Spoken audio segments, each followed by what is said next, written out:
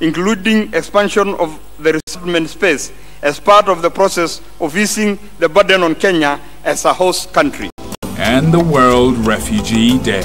The globe marks day with calls for more resources towards promoting peace and stability to facilitate repatriation.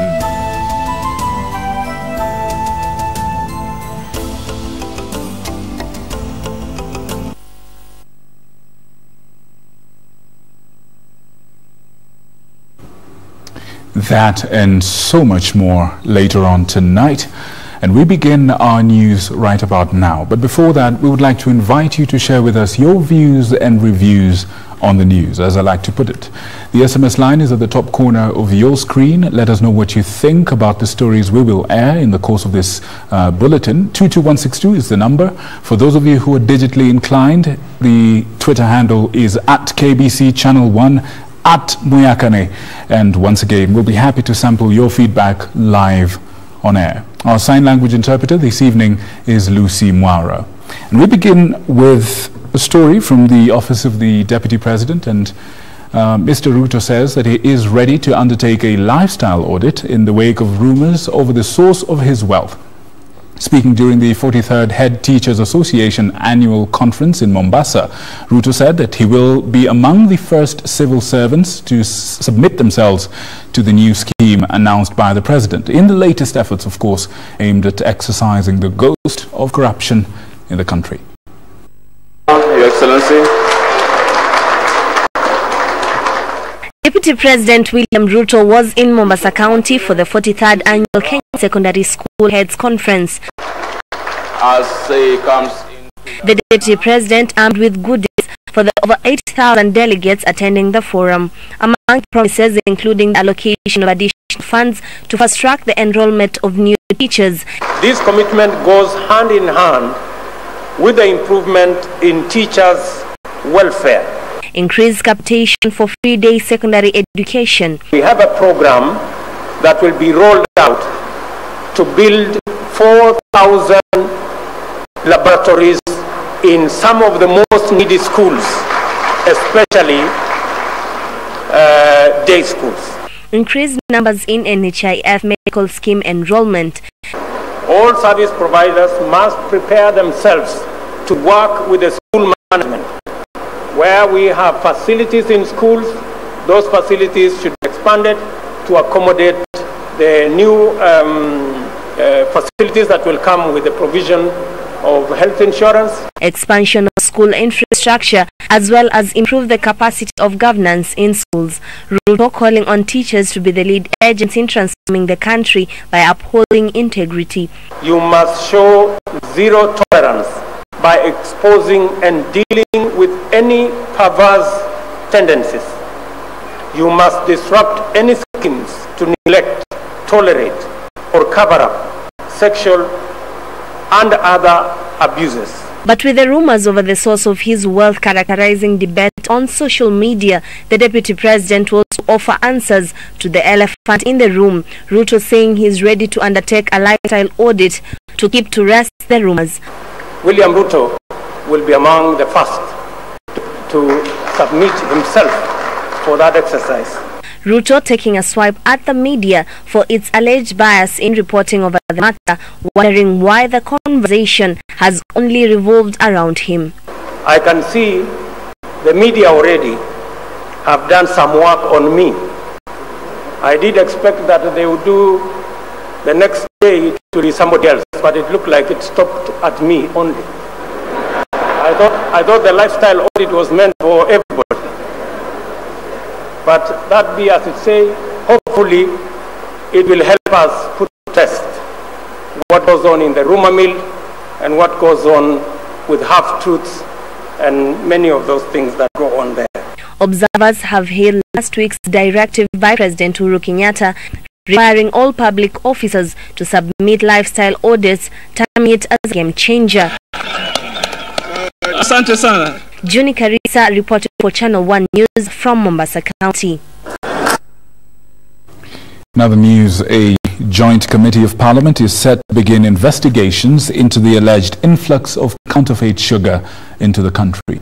But at this particular moment, we'd like to invite you to share with us your views on that story, the first story that we've aired today. And we ask you a question. Do you believe that the lifestyle audit should be extended to people who work in the private sector? We ask you once again, it has been said that all public servants will need to subject themselves to lifestyle audits. And we ask you, do you believe that the same lifestyle audit should be extended to those who work in the private sector? That's a question we ask you tonight, and you can send in your feedback through the SMS line 22162 or on Twitter at KBC Channel 1, and feel free to tag me at Muyakane, and I'll be happy to sample your feedback about that question live in the course of this bulletin. Once again, do you believe that the lifestyle audit proposed for all public servants should be extended to those working in the private sector as well? Send in your messages starting with the word NewsHour, and we will for sure get them. We proceed with the story that I had alluded to earlier, and a joint committee of Parliament is set to begin investigations into the alleged influx of counterfeit sugar into the country and will table their findings in 2 weeks.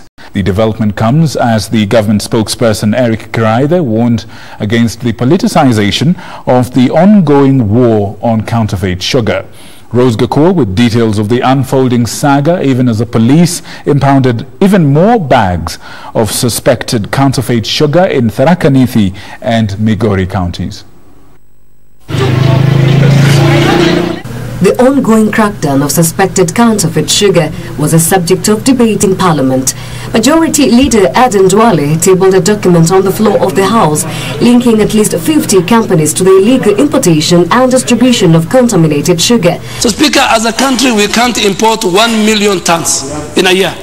Mr. Speaker, as we have agreed as a country, Parliament must rise to the occasion. Parliament, Mr. Speaker, must rise to the occasion, and it must defend the rights of the people of Kenya. Speaker, the rights of people of Kenya will not be defended in the social media. The issue sparked debate, prompting the formation of a joint committee to investigate the sugar syndicate. We must take task to Kenya Revenue Authority. We must take task to KEBS, to KPA, to Treasury, to SGS that supplies the COIC, the certificate of origin.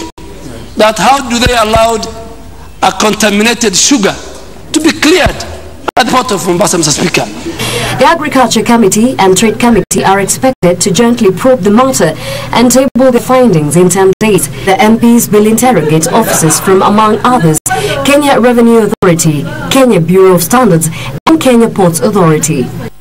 Meanwhile, government spokesperson Eric Kiraithe has warned against politicizing the ongoing war on counterfeit sugar.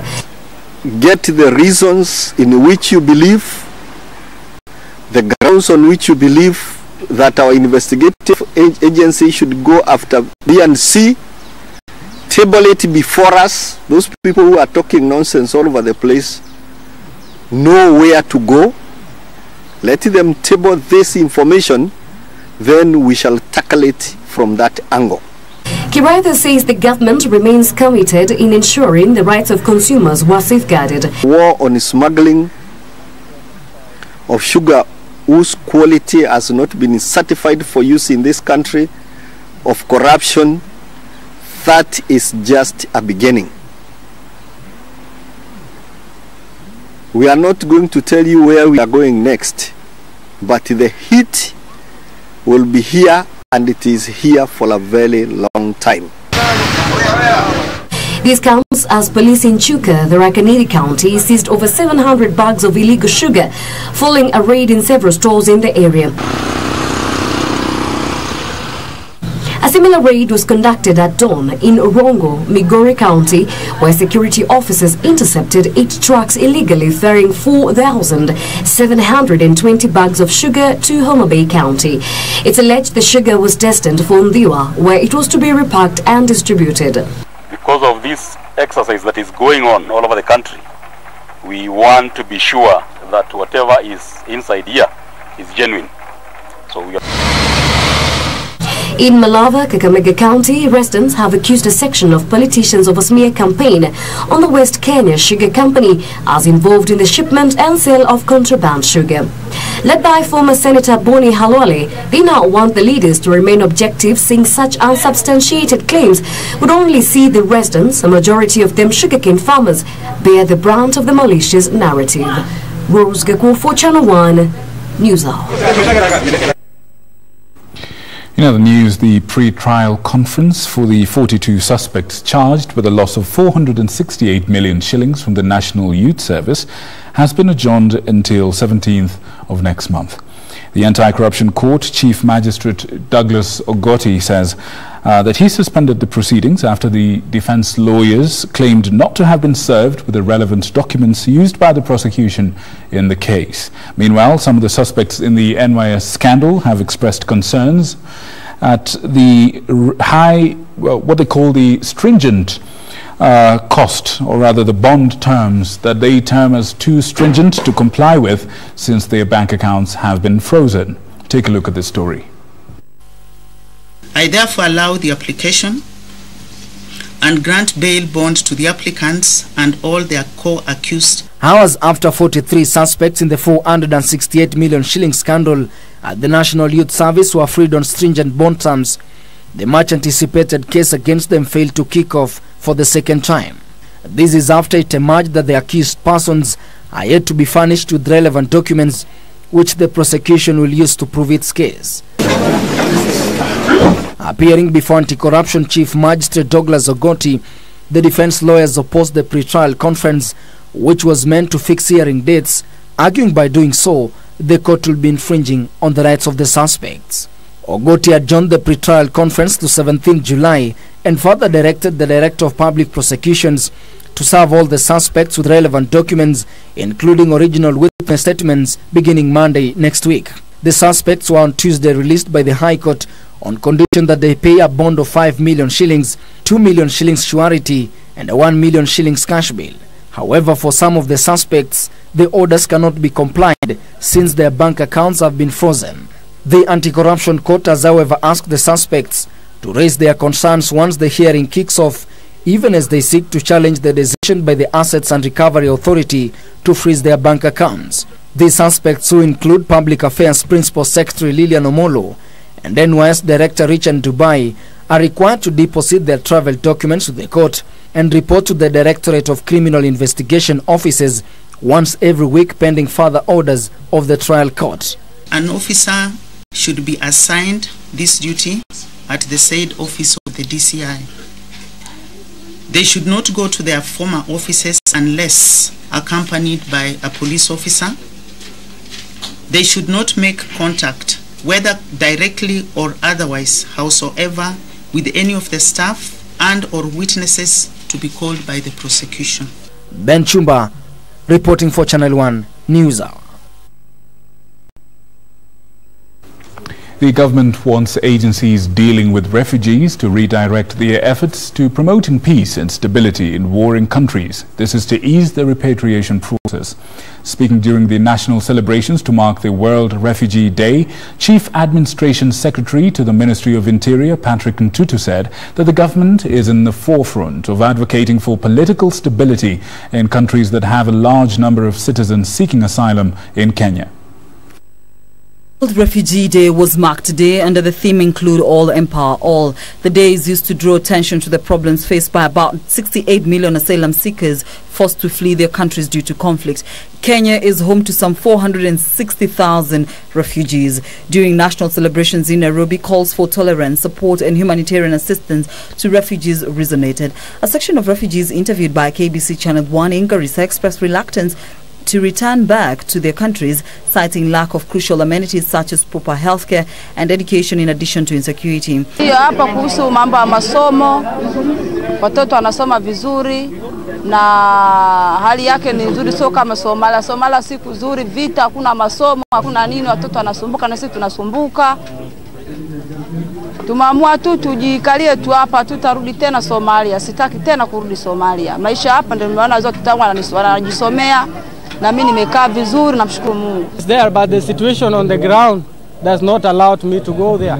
But inshallah, one day I will go back to South. Chief Administration Secretary in the Ministry of Interior, Patrick Ntutu, however, notes that humanitarian aid has been dwindling, calling on other more economically stable nations in Africa to welcome immigrants. Humanitarian aid is also an expensive venture, which is not sustainable. The dwindling resources from the donor community and the continued protractedness of the refugee situation call for support from elsewhere. This places the next support at the doorsteps of the development agencies and the private sector. Kenya has repatriated a total of 254,811 refugees to Somalia since 2013. United Nations High Commissioner for Refugees pledged that he would urge the international community to commit resources towards dealing with the problem. He was, however, categorical on the need for a lasting solution to political instability in war-torn countries. Caroline Kamara reporting for Channel 1 NewsHour.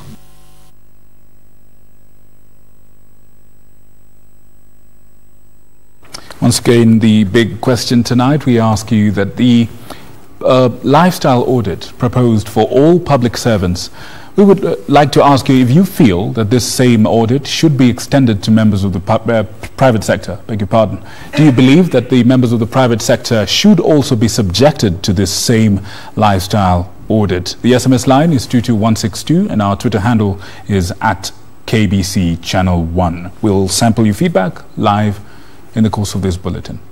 In other news, President Kenyatta is expected to attend an Intergovernmental Authority on Development meeting, that is IGAD, meant to take stock of the security and political stability in South Sudan.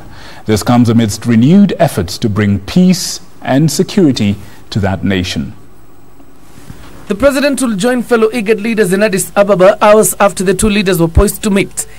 IGAD has been leading an initiative intending to restore peace and stability in Africa's youngest nation, rocked by civil war since 2013. Rais atakuwa anaungana na viongozi wengine katika mji wa Addis Ababa na atakuwa anaungana nao katika kuweka utaratibu na mashauriano kuhusiana na swala zima la usalama katika eneo hilo la Sudan Kusini. Na kama unavyofahamu ni kwamba usalama katika eneo hili bila shaka italeta maendeleo mema katika eneo hili na bila shaka katika taifa letu. Kiren Machar had earlier this month agreed to meet and negotiate a deal that would de-escalate the tensions in the country, with NASA leader Raila Odinga leading the efforts to reconcile the two antagonists. President Uhuru Kenyatta is IGAD's special rapporteur for South Sudan, with Kenya seen as an integral player and neighbor in the restoration of stability in the country. This even as Foreign Affairs PS Macharia Kamau revealed that Kenya is considering multilateral approaches in freezing assets of those involved in civil wars in the countries. We do not wish to have our institutions used in any negative way, and we are vigilant on this matter, and we have expressed ourselves accordingly. So at the end of the day, most of our instructions, if any, come from multilateral and international organizations, not from one country telling us how to manage our business, but rather from a collective multilateral entity. We hear from the United Nations, we hear from Bretton Woods institutions, and we take that up. The United States is pushing Kenya to freeze the assets of Kir, Machar and other leaders directly involved in the South Sudan conflict. John Jacob Curia, Channel 1 News. On the subject of our big question tonight, a proposal to establish a legal mechanism to facilitate the lifestyle audit on public offices has earned endorsements from leaders across the political divide. The leaders hold the view that enabling legislation will add muscle to the process. The support comes even as calls to extend the audit to persons implicated in various corruption scandals reverberated. Wiper leader Kalonzo Musyoka made a proposal Tuesday to the effect that a law should be enacted to enhance President Uhuru Kenyatta's directive on a lifestyle audit on all public officers. This proposal has received support from a section of members of parliament who are now championing the cause.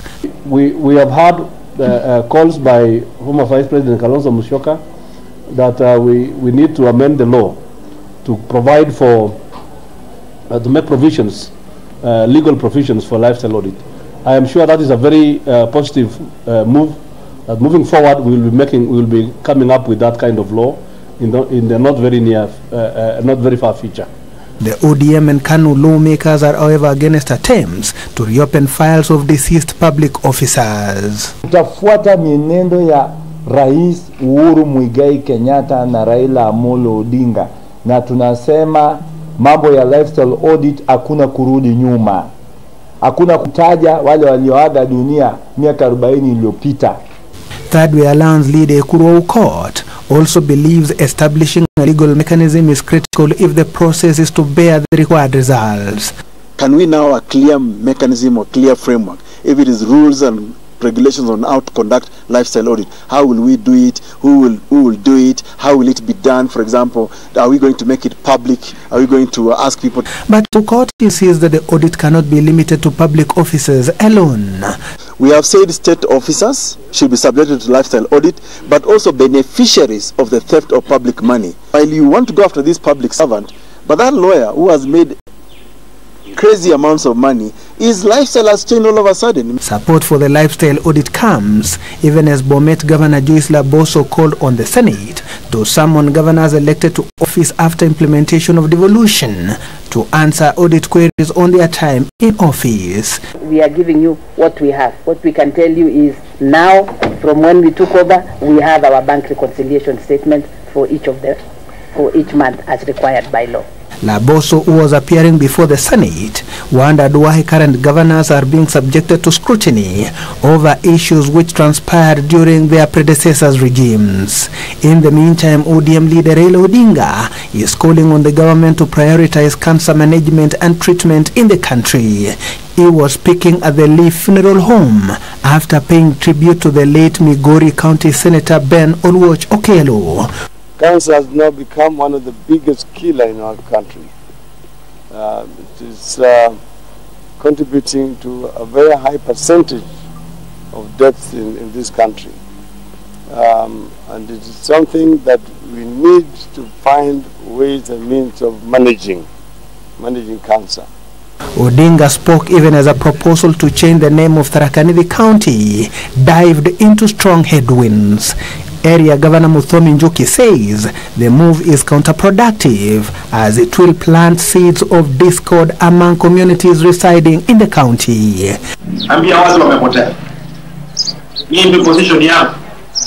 Now I can say this in any part of Tharaka County because for the next 5 years wewe ngoja unimoe 2022 kwa sababu ya kusema jina isibadilishwe, lakini now in any part of this county nitasema what I have said today. We are contented with our name na tutaendelea kuitwa hivyo. Mimi sitaki kwenda kuitwa mkia ya mtu mwingine. Eric Biegon reporting for Channel 1 News.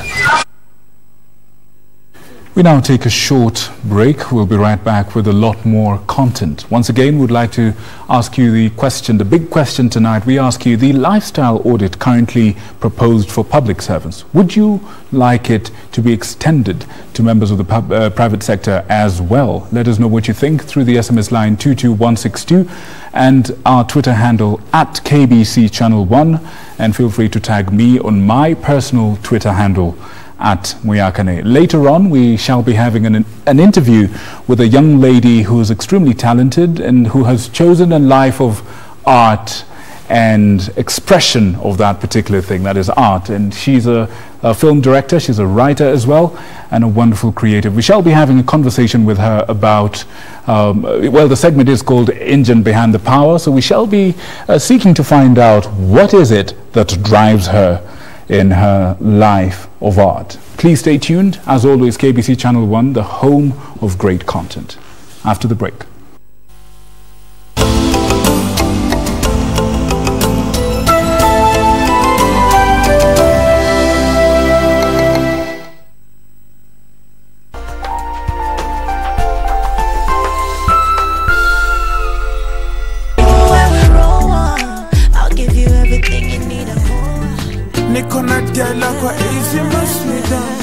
If I hit it one time, I'm a piper. If I hit it 2 times, then I like her. Pretty girl, tell me what you want. Call me, call me, call me, call me. Magic anger on the beat. Hey, Casabunyo, the destiny me grow Casabunyo. your place like a from Kasabuni. In your place in a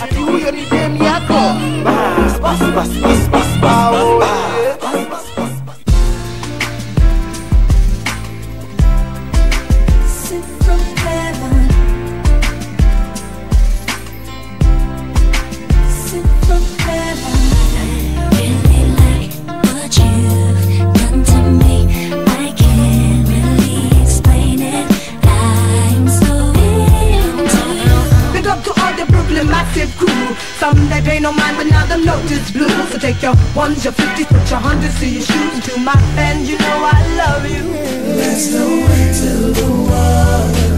No, we might watch our life passes by. We might weather.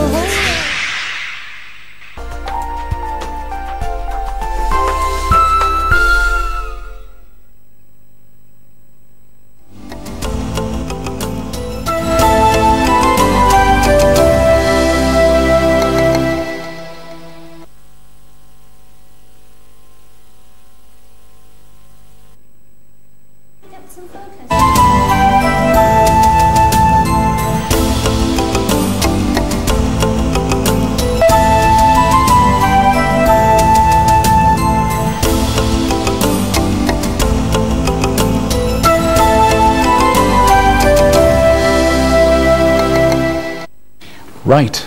Now, as we had told you before, we're going to have a conversation with somebody who's a little bit different from our usual crop of guests for this particular show, Engine Behind the Power. And today, we have somebody from the creative field. We have somebody who's established herself as a storyteller, an African storyteller, of course. We know we need a lot of those, people who want to tell the African story, and good people tonight would like to introduce you to somebody by the name of, a very interesting name of Claire Ashmeadows. I'll leave it at that. She's got, I believe, 2 other names that she can share with us, but let us leave it at that and allow her to explain what that's all about. Karibu sana. Thank you. Nice to meet you. Welcome to Engine Behind the Power. Thank you. First of all, one of the most striking things about you, without having met you or anything like that, is your name. Can you please demystify or just break it down for us? What is, it sounds somewhat foreign, somewhat exotic. Tell us about that. Definitely foreign. Great. Definitely exotic. Right.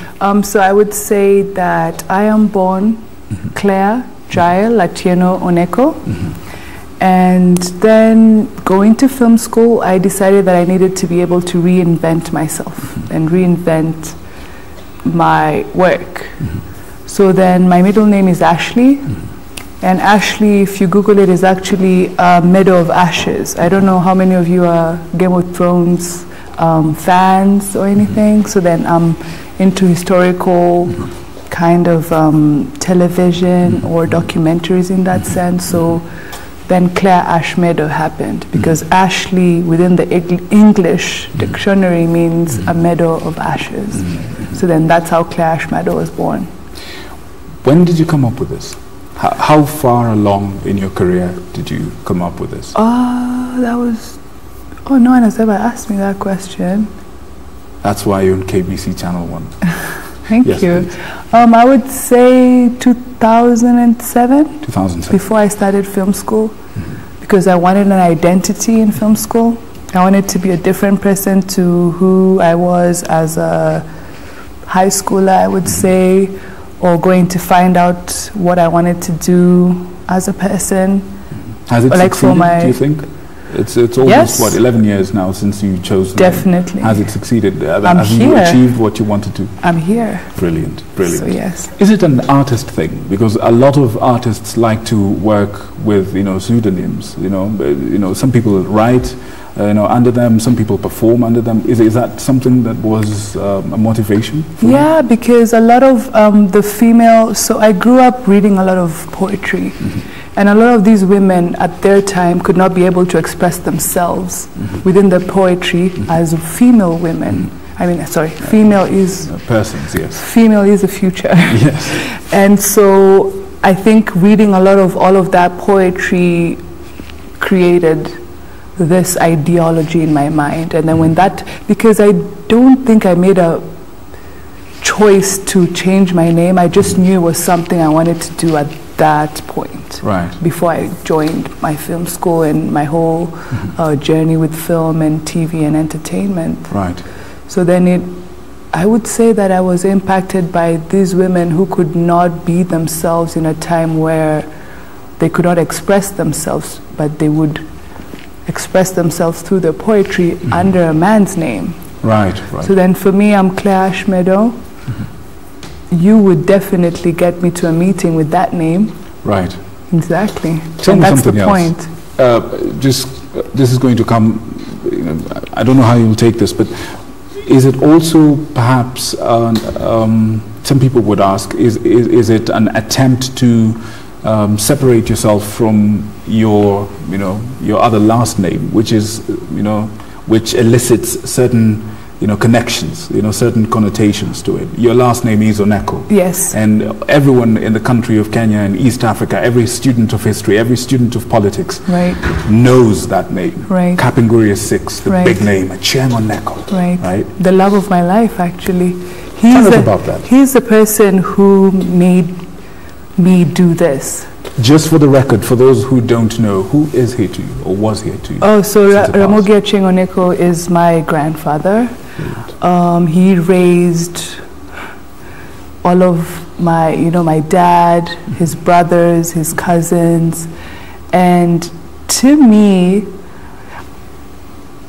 it's a different thing. He's like I said, I started with the love of my life. Love of your life. I have a son right now. I've named my son after my grandfather and my dad, because what I experienced from him was everything you guys know in the books, in history, firsthand.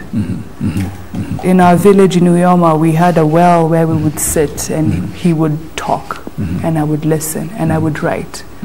And I would write and I would write and I would write and say, keep writing, keep dreaming, keep expressing yourself. Emotion is never zero. Just express it and then let's see where it goes from there.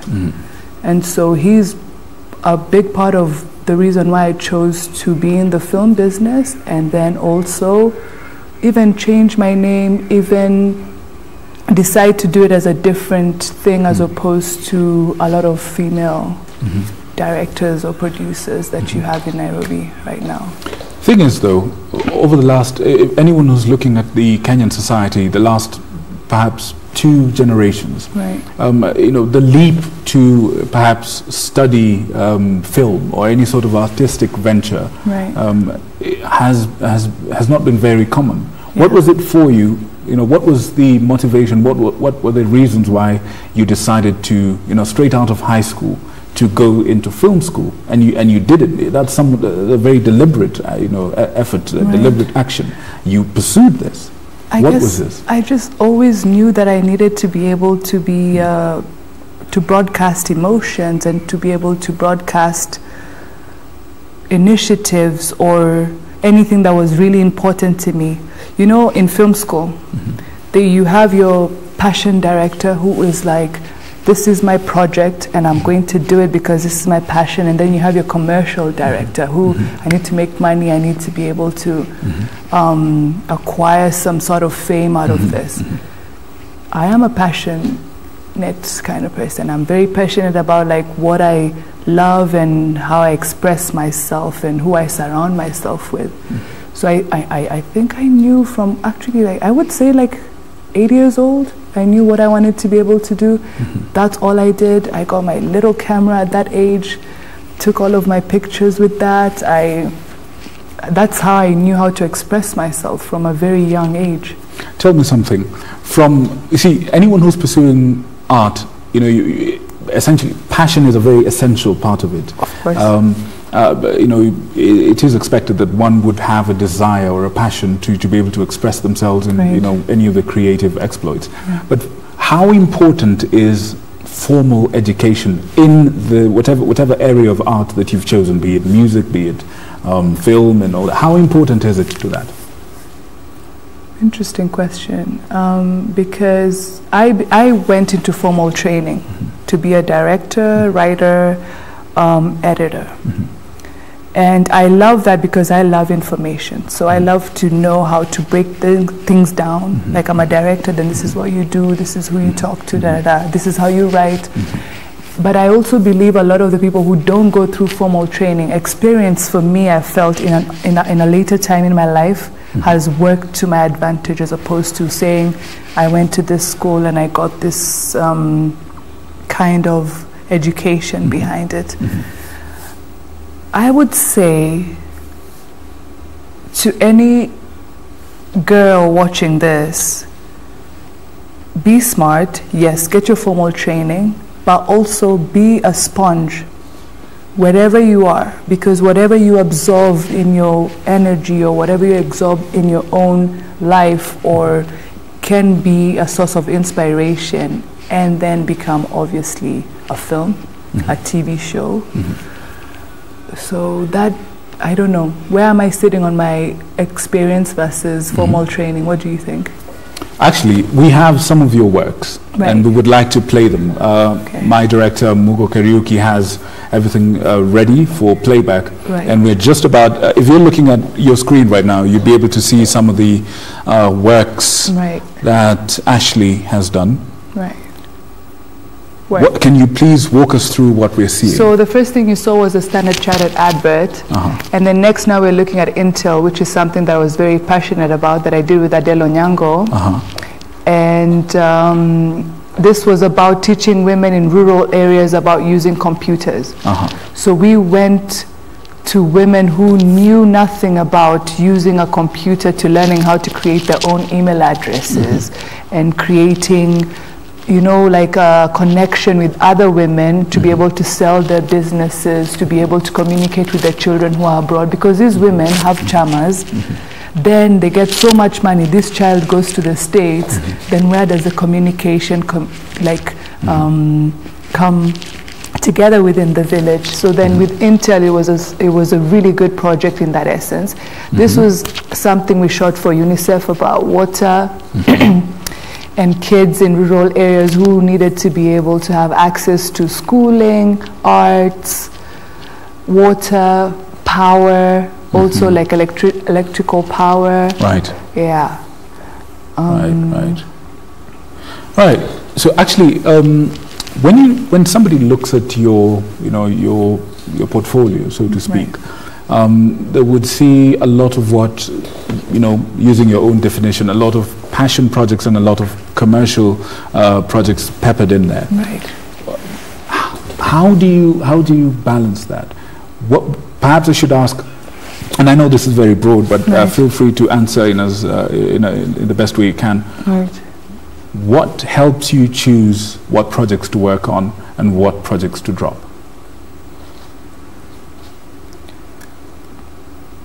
I choose projects based on the people I've worked with. Because I think you're only as best as your last job or your last good experience. A lot of the people who've hired me, I hope, love my work ethic, and then they go like, oh, this is the person to be able to shoot this. So a lot of referrals then? Yes, a lot of referrals saying, okay, she did this for us, she would be able to do this. But then we delve into what you're saying, the passion of it. So then Intel, very passionate about that project. We talked about it for like 2 years. It's something that Adele and I had wanted to do, and then we were like, this is our platform. Why not? When it comes to UNICEF, I'm very passionate about children, just in general. So anything that's positive towards that, I could do it for free. To take your definitions, to the international scene, we have anyone who's looking at any successful film industry, be it Nollywood, be it Bollywood, be it the big one, Hollywood. You get to see that a lot of directors who choose the path of as what you call passion projects do not have a lot of do not have a lot of films under their belt. They really don't. They work on the projects that they can be able to get the funding for, and the passion projects, as they call them. And then on the other hand, we have directors who essentially have a film coming out every year or every 2 years and stuff. They have a lot of work. Do you feel that for a director and somebody who's watching you that would like to be able to pursue one or the other, do you feel that it's important to get to a place where, well, perhaps maybe let me rephrase, in your own experience, do you feel you're in a position to choose what to work on and what not to work on, considering this is a paycheck? Do you feel in that position? And for anyone who's seeking to have a career, as a writer or a director, how should they go about that balance? Do they want to stay as purists, or you want to eat at the end of the day? Right. Yeah. I think it depends on your background. Let's just say your background and how you perceive the world. Let's start with that. Do I believe you have the right to choose? Yes. Depending on the market, like you said, there's Nollywood, there's Hollywood, there's Bollywood. It works differently. As a woman, do I have the right to choose? Yes. Do I do that on a daily basis? Most of the time. And then that's why there's still the referrals.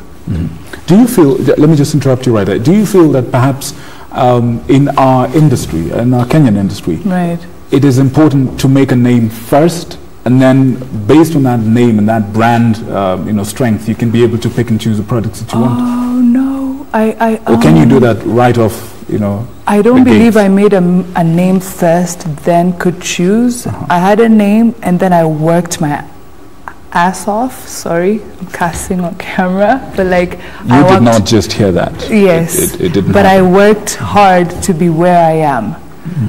I had a name.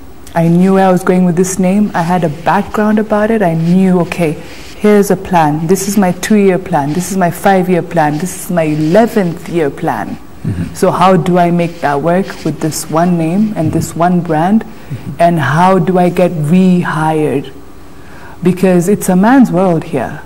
Today I'm wearing a tuxedo. Like, to be very, very honest about it. Because I want to show that as a woman in this industry, we don't have to be a producer or a writer or something else. If you believe in what you want to write about or create, then create. Tell me something else. Right. There's a lot of conversations going on right now about the African story. Right. And Africa is on the rise. Right. Where do you see yourself in that dynamic? Women empowerment. Right now I'm working with a project called She Matters Tribe.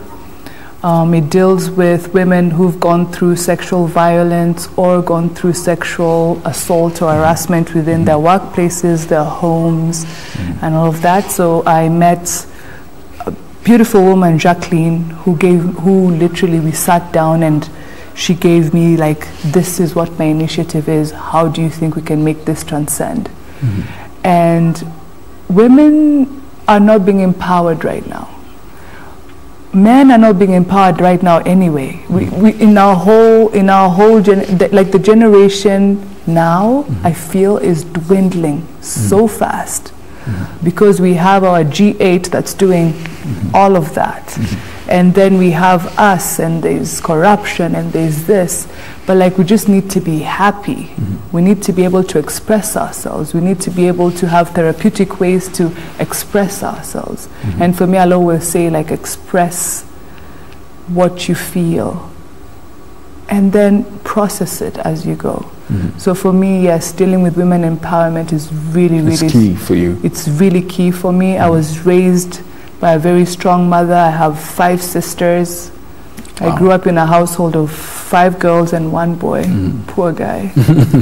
Right. Yeah. And on that light note, I'm afraid we haven't got the time to really delve into some of the other issues that I would have loved to delve into. Right. But for anyone who's watching you right now, a young lady somewhere who's got a story to tell or a passion to tell, stories about where they're from, about their continent, about their land, and they feel they don't have an avenue through which they can do that, or they don't have the first clue about how to go about it. This is your camera right here. I want you to talk to the Kenyan girl, to the African girl. Indeed, we have a continental viewership. Talk to them about your art and how to get there, as simply and as quickly, as concisely as you can, please. As I can. Hi, this is Claire Ashmeadow. I would love to tell you that you should talk to the women in your life, because they have stories, they have experiences, they have joys, they have every piece of information that you could share for yourself. You have your experience, you're young, you're going to grow, you need them to help you grow. So I would say if anyone wants to be, for example, a filmmaker, you can talk to me. I'm sure these guys are going to share my handle. Actually, why don't you do that straight away? Just share so it's handles. it's Claire Ashmeadow on Instagram. And yeah, I always respond to all of my messages, all of my mail, and I'll make sure that you're the one sitting here instead of me, and I'm behind the camera. Fantastic, fantastic. Once again, do you have a Twitter handle? I don't do Twitter. Oh, great. What do you have? I just have the Instagram. Instagram. Yeah. Email, perhaps? Yes, I do. Would you care to share? Would be, yes. And Yeah, so please. my company is called Director in Hills Productions, and the email for that is directorinhills@gmail.com. So feel free to... Director in heels. Yes. Like high heels, shoes. There we go. All right. Oh, great. So director in heels, one word. Yes. At gmail.com. At gmail.com. And Ashley, Claire Ashmeadow. Ashmeadow. Yes. Ashmeadow on Instagram. Yes. Great. And there you have it, good people. If you wish to begin a career in film, here's one role model who's offered herself accessible to answer all your questions and help you along your way to telling your stories about whatever it is you want to share about. I apologize for the short time we had, but thank you for coming and thank you for the information that you've shared with us. For inviting And me. I hope good people out there, you have received some degree of inspiration. This is, of course, engine behind the power, and we seek to understand what drives the guests that we have tonight. Thank you so much. Thank you, and we wish you all the best in your endeavors. Thank you. Thank you. We now take a short break. Carol Jenga is coming up with business news.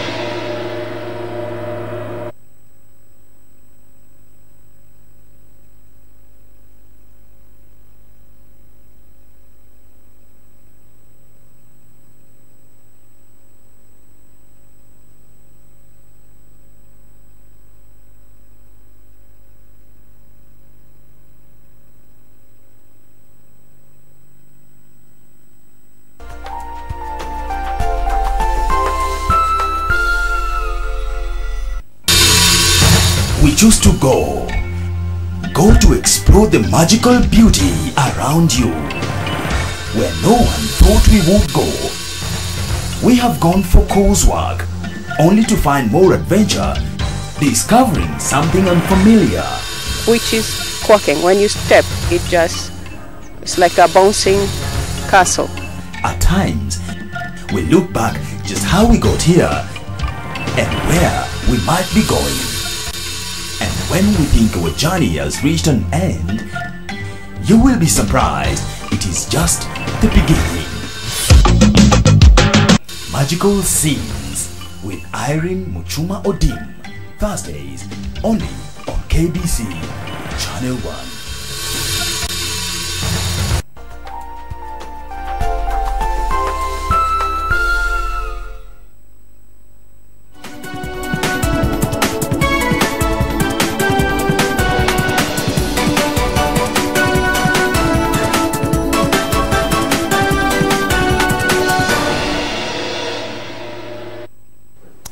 A bit of clarification there. I'm not Karon Jenga, but I am O'Brien Kimani. Thank you so much for joining us. This is Business.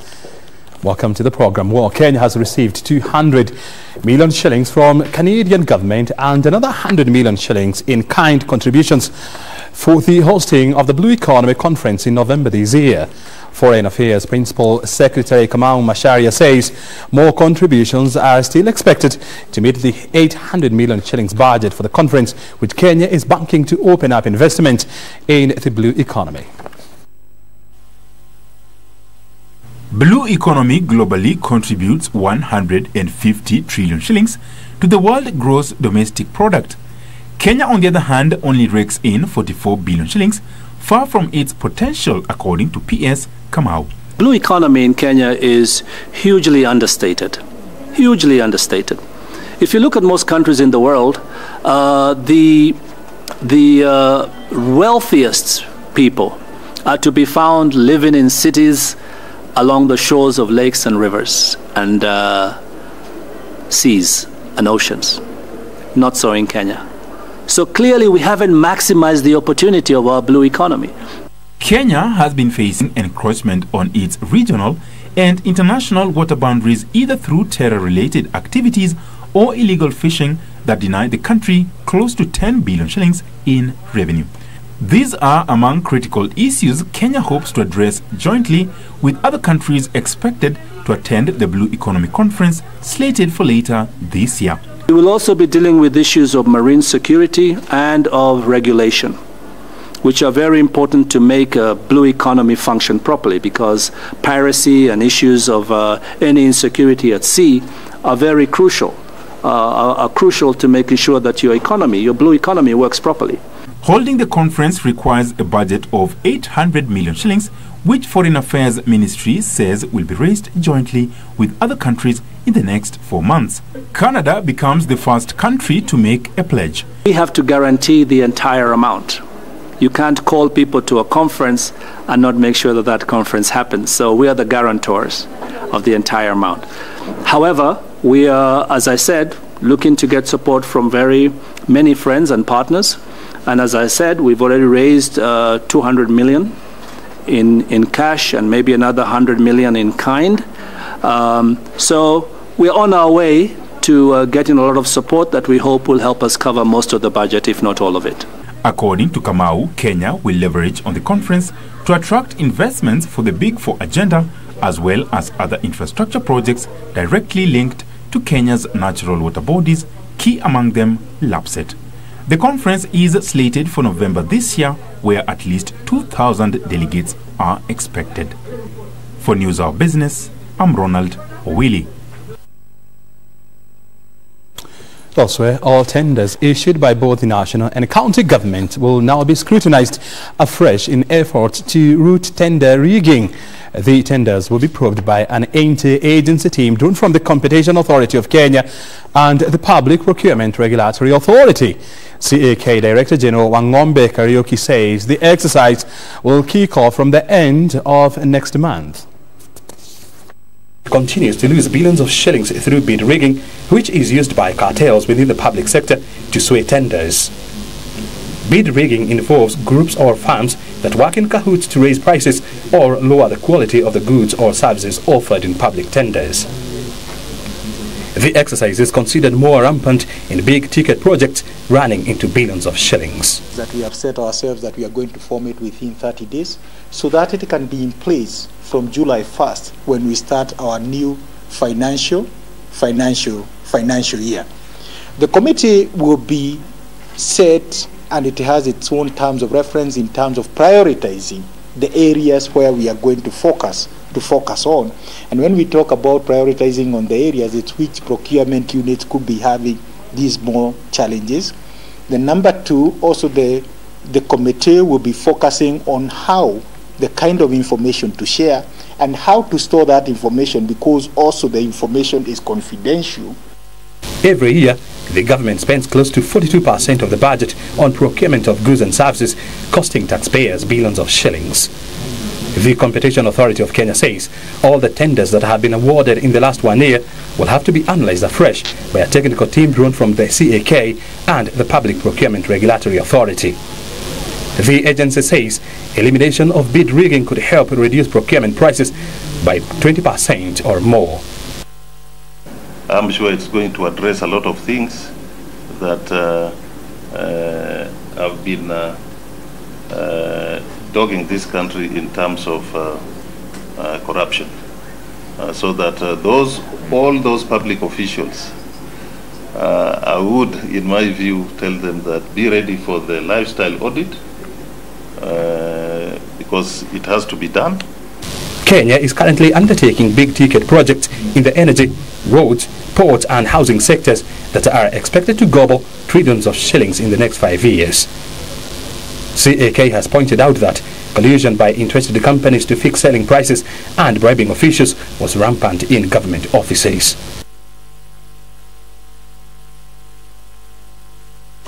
Also, the government, in partnership with the European Union, is investing 5.2 billion shillings in a value chain program that will mainly target small-scale farmers. The 7-year program targets to enhance food security, create jobs and raise incomes, as well as enhance market access. The success of 2 of the 4 pillars of the government's focus areas, namely food security and manufacturing, is dependent on the success of the agriculture value chain that ensures that smallholder farmers are accommodated within a functional agriculture subsector. This will be through agro-processing and adding value to cotton, skins and hides.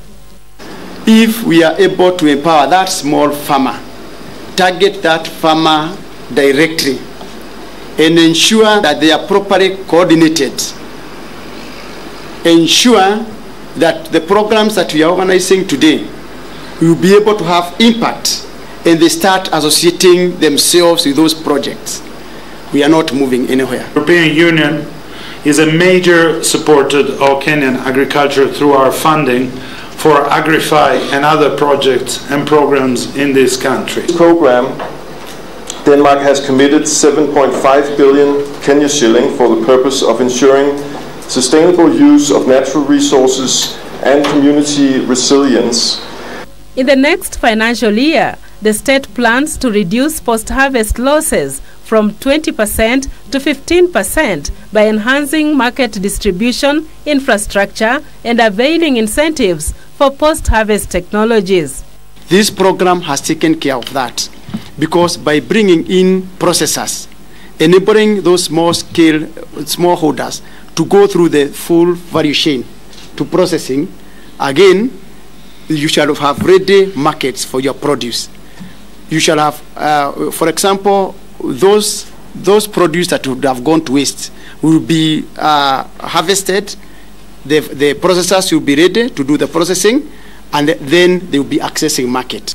He noted that the freeze on employment directed by the World Bank in the 1980s and 90s impacted the agriculture sector negatively, since it removed farmer education programs that were necessary for knowledge transfer, adding that the government plans to recruit over 3,000 extension workers to help address the knowledge gap. Again, the functions, most of the functions of in agriculture went down to the county governments. In a way, there is no proper linkages when it comes to extension officers and advisories. This is one area that we are discussing as a ministry, on whether we, in collaboration with our donor partners, we can be able to come up with a program of recruiting extension officers that will be now based at the national government level, so that at least 3,000 of them can be able to go and advise down there. For example, the issue of fall armyworm now in infestation, the challenges that we are having, can we be able now to disseminate this information in good time? Agrify Kenya, through the Kilimo Value Chain Challenge Fund, will help finance high-impact development projects within the agriculture sector through targeting smallholder farmers. Judith Akolo, Channel 1 Business. And elsewhere, coffee farmers are optimistic that the proposed bill by Gatundu South Member of Parliament Moses Kuria, seeking to ban exportation of unprocessed coffee, will boost their earnings. The bill proposes that coffee is exported only in processed or roasted form, milled locally, packaged and branded with a Made in Kenya inscription.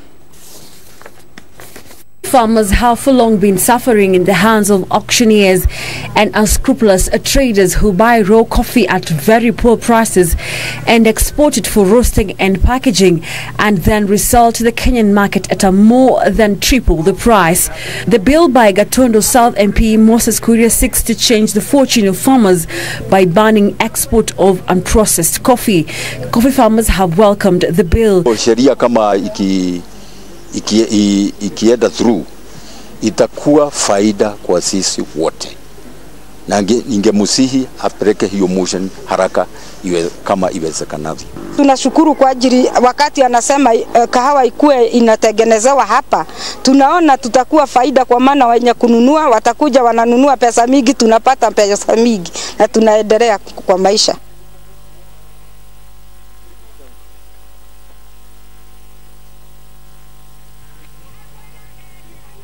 Well, and that's all for now from the business desk. Many thanks indeed for your company. We'll see you again tomorrow on Business Insight. Make a date with us. Well, thank you and do have a good night. Moyakan is coming up next with Sports News.